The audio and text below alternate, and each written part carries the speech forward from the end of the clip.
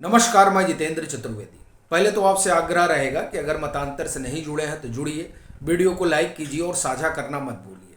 वो जो 2024 के लोकसभा के मद्देनज़र लोकतंत्र बचाने निकले थे, उनका तंत्र तो बिखर गया है और लोग जो है वो बड़ा कंफ्यूज्ड हो गया है।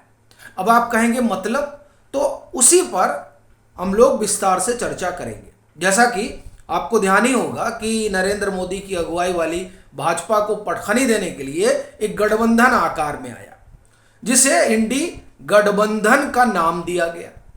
अब जो उसके सूत्रधार हुआ करते थे वो तो गठबंधन से निकल गए। अब जो बचे वो कहे कि साहब अब हम ही जो है इस लोकतंत्र को बचाएंगे।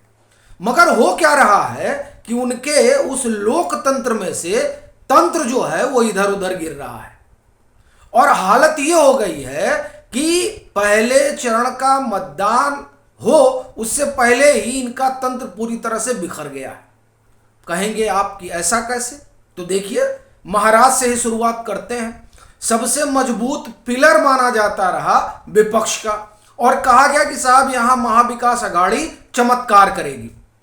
वहां से संजय निरुपम जो है वो निकल लिए हैं और संजय निरुपम कह रहे हैं कि जब तीन लॉस मेकिंग फर्म यानी कांग्रेस, उद्धव वाली सेना और शरद पवार वाली एनसीपी, अब ये तीनों लॉस मेकिंग हुई, तो जब लॉस मेकिंग कंपनियां मिलेंगी तो उससे लॉस ही होगा, प्रॉफिट होने वाला नहीं है। ये कौन कर रहा है? ये संजय निरुपम कर रहे हैं। और वो उस जो लोकतंत्र बचाने वाले लोगों का हुजूम निकला था उसमें में से वो निकल गए। उन्होंने कहा हमारा हमसे नहीं हो पाएगा। क्यों नहीं हो पाएगा? क्योंकि ये जो उद्धव सेना है जिसको सबसे मजबूत बताया गया और कहा गया कि सारा सिंपैथी का वोट इनको मिल जाएगा, उस उद्धव सेना के पास तो कुछ बचा ही नहीं है। और आप देखिए कि किस तरह से सब लोग अपनी अपनी लिस्ट महाराष्ट्र में जारी कर रहे थे, महाविकास अघाड़ी वाले।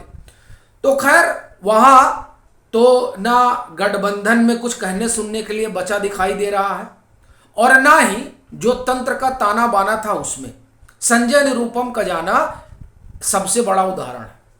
उधर चलिए राजस्थान, ये गौरव भाई बड़े प्रखर प्रवक्ता हुआ करते थे, कांग्रेस के थे, इसलिए कह रहा हूं चूंकि वो भाजपा में आ गए और वो कह रहे हैं कि ये जो कांग्रेस है ना, ये कांग्रेस अपने पथ से भटक गई है।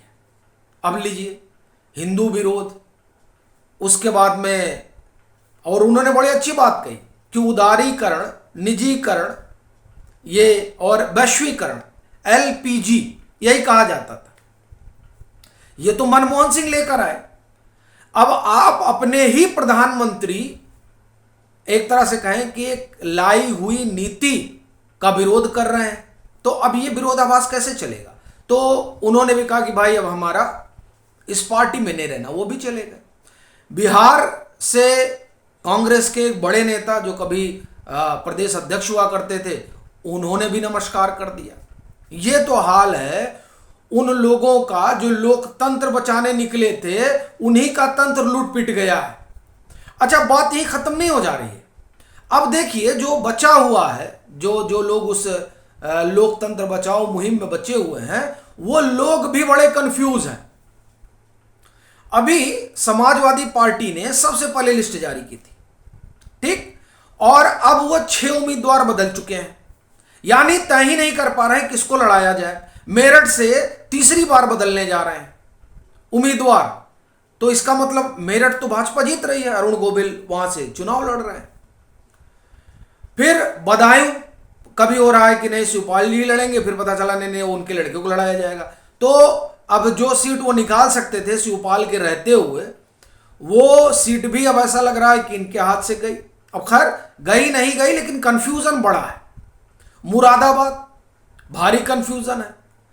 ये आलम है आम आदमी पार्टी के अंदर, माफ करिए, समाजवादी पार्टी के अंदर, कि टिकट देने के बाद भी 3 बार, तीसरी बार बदल देना पड़ रहा है। तो ये इतना कंफ्यूजन है। फिर चलिए साहब, इनका जो इंडी गठबंधन है उस पर ही बात कर ली जाए। पहले तो ये तय नहीं कर पा रहे हैं दूसरा तय कर ले रहे हैं तो उम्मीदवार बदल दे रहे हैं, और सबसे बड़ी चीज रायबरेली और अमेठी पर तो निर्णय नहीं हो पा रहा कि क्या होगा। ये जो लोकतंत्र बचाने वाले लोग बचे हैं उनमें इस तरह का कंफ्यूजन है। पश्चिम बंगाल, देश भर में गठबंधन है, पश्चिम बंगाल में नहीं चलेगा। केरल में गठबंधन नहीं चलेगा। लोग सोच रहे हैं कि साहब आपने गठबंधन किया है या लठबंधन किया है। अच्छा, उसमें एक और रोचक चीज देखिए, केरल में वो जो पीएफआई का पॉलिटिकल फ्रंट है वो चाहता है कि गठबंधन हो जाए, किसके साथ? कांग्रेस के साथ। अब कांग्रेस सोच रही गठबंधन कर लेंगे तो मामला और गड़बड़ हो जाएगा। अच्छा, नहीं करेंगे तो गड़बड़ है। वायनाड से जो है राहुल गांधी चुनाव लड़ रहे हैं, और उधर जो है अपना आप ये कहें कि वामपंथियों ने भी अपना उम्मीदवार उतार दिया है, जबरदस्त उम्मीदवार। तो अब वायनाड निकालना है तो कुछ तो करना पड़ेगा, और वायनाड निकालने के चक्कर में कहीं ऐसा ना हो कि वहां वायनाड निकले और यहां पूरा उत्तर भारत ही निकल जाए हाथ से कांग्रेस के। तो अब ये अजब इनके पास जो है समस्या है, भारी आप एक तरह से कहें कि कंफ्यूजन है। अब जो लोग लोकतंत्र बचाने निकले हैं वो इतने कंफ्यूज्ड हैं, और उस तंत्र में अब आप एक तरह से कहें कि एक हिस्सा है जो भाग ही रहा है कि नहीं इनसे कुछ नहीं हो पाएगा। ये हाल हो गया है इस गठबंधन का और गठबंधन के नेताओं का। तो ऐसी स्थिति परिस्थिति में इनके लिए 200 भी जुटा पाना मुश्किल होगा। खास तौर से कांग्रेस में तो आप एक तरह से कहें कि भगदड़ ही मची हुई है। भाई साफ दिखाई दे रहा है, आप ये ही नहीं तय कर पा रहे हैं कि हमको एक साथ लड़ना है कि अलग अलग लड़ना। अच्छा, पंजाब तो भूल ही रहा था।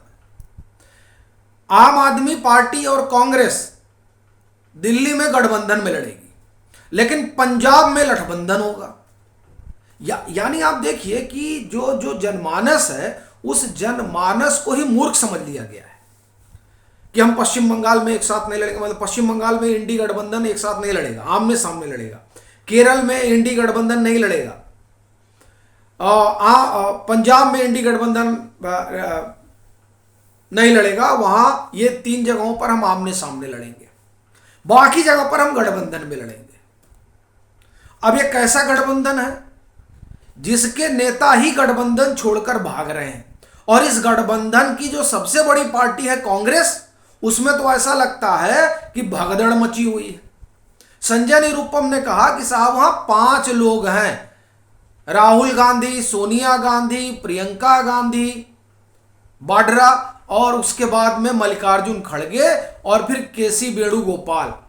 5 गुट है कांग्रेस के भीतर, और सबके अपने अपने लोग हैं।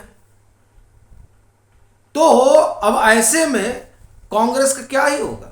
तो लोग भाग रहे हैं। अभी मिलिंद देवड़ा उसके पहले गए थे, अशोक चौहान उसके पहले गए, शिवराज पाटिल के परिवार के लोग भी भाजपा में चले गए।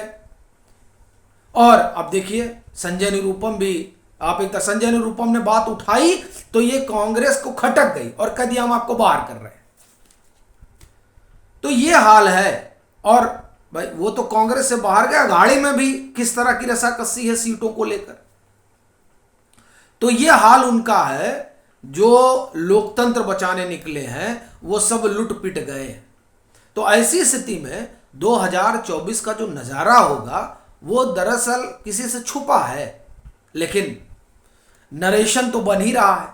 और उस नरेशन में देखिए उत्तर प्रदेश में नहीं नजर आ रहे हैं, ये महाराष्ट्र में नहीं नजर आ रहे हैं, इनके अपने गठबंधन के साथ ही साथ नजर नहीं आ रहे हैं। तो ऐसी स्थिति परिस्थिति में नरेंद्र मोदी की अगुवाई वाली भाजपा को कैसे पटखनी दी जाएगी, ये सबसे बड़ा सवाल है। आपकी क्या राय है जरूर साझा करें। मतांतर से नहीं जुड़े हैं तो जुड़ें, वीडियो को लाइक करें और खूब शेयर करें।